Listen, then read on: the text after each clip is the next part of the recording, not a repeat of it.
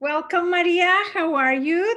I'm We very have good, thank you. we have today Maria Janus. She's one of our chorus members, and I will start, Maria, asking you what type of voice do you have, and when did you start your relationship with San Diego Opera?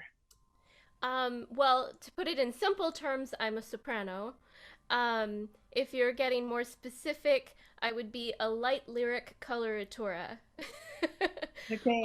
Although that has changed over the years. I started out singing soubrette repertoire, and then my voice, as all of our voices do, they change over time. Yeah, exactly.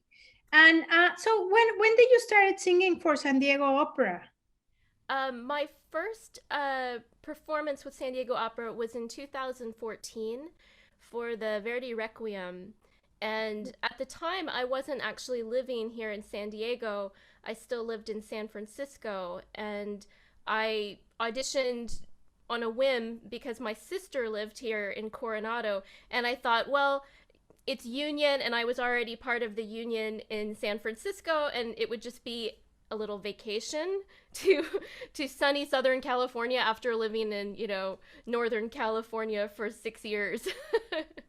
So yeah, that was my first adventure into singing with San Diego Opera, and I didn't actually think I would move here to San Diego, but my fiance, who I met in San Francisco, is from San Marcos, and so shortly after we moved down here together, That's great. and the rest is history. Yeah. So tell us, I'm going to ask you about two favorite singers that you would have or that you have. And if you can choose an aria that they sing really well or a song, it's not only opera. So tell us, who are your icons? Well, the pinnacle for me is Lucia Pop. Uh, she's my favorite singer of all time, no matter what genre you're considering. Um, I just, the first time I heard her voice, I was just blown away by the expressiveness and just the artistry. She has this silvery tone to her voice, and I remember being in the library at my undergrad at LSU, and I was listening to a recording of Der Rosenkavalier by Strauss, Mhm. and she was singing the role of Sophie. Um, so if I was to pick a favorite aria, um, it would probably be the duet, the presentation of the rose from Der Rosenkavalier. Um, but there, pick anything by her, and you won't be disappointed. I Yeah. only wish I would have. I only wish that I would have had the opportunity to hear her, in person before she passed away, which was very sad because she was still quite young. Oh, Um, he yeah. passed away young.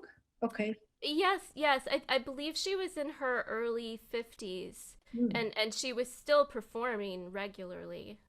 Okay, this is good to know for our patrons so they can listen to this aria, this singer, Lucia Pop. Lucia Pop. Yeah. Okay, and thirdly and lastly, share with us a place that you love in San Diego to go to or to hang out there or just to be there. Well, I love being outdoors, and I love gardens. I love gardening myself. I've been doing a lot of gardening during the pandemic. um, but one of my favorite places that I can't wait to visit when it reopens is the meditation gardens in Encinitas. They're by the beach area there called Swamis. I think the organization is called the Self Realization Fellowship. Yeah. But the meditation gardens are open to the public. You don't have to, there's no entry fee, they just take donations. And it's just such a beautiful setting right there.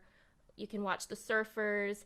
I have my favorite bench. I have a feeling that most people who go there regularly have their favorite little spot where they go to just have some quiet, meditate, and just beautiful gardens, koi ponds, and it's just a little uh, nugget of bliss in the middle of all of the chaos. So thank you for sharing this spot with us. I'm sure I am gonna go to. You I'm sure. should.